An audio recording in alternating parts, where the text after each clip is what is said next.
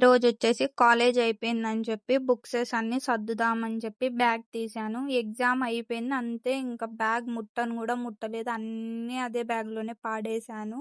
ఎలా ఉన్నాయో చూడండి నా బ్యాగ్‌లో బుక్స్ అన్నీ. లాస్ట్ ఎగ్జామ్ అని చెప్పి పౌచ్‌లో గూడా పెట్టలేదు. పెన్స్ అన్నీ బ్యాగ్‌లోనే ఏసేశాను. తొందర ఎక్కువ మనకి లాస్ట్ ఎగ్జామ్ గాబట్టి స్ట్రెస్ రిలీఫ్ అయిపోయిందని.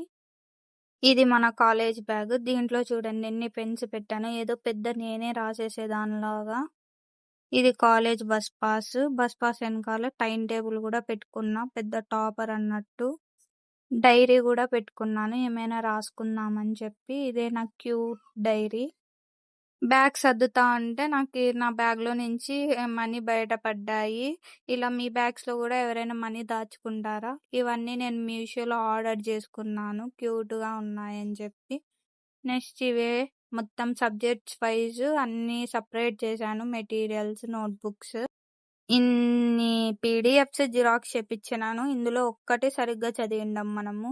ఇవే మన ఇంటర్ నుంచి 10థ్ మొత్తం బుక్స్ ఇట్లే పెట్టినాను. గుజిరీకెయ్యకోకోకుండా.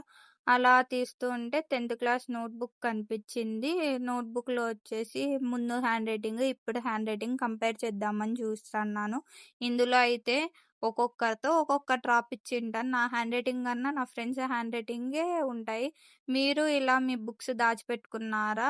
దాచిపెట్టుకుంటే కమెంట్ చేయండి. మీకెలాంటి వీడియోస్ కావాలో కూడా కమెంట్ చేయండి.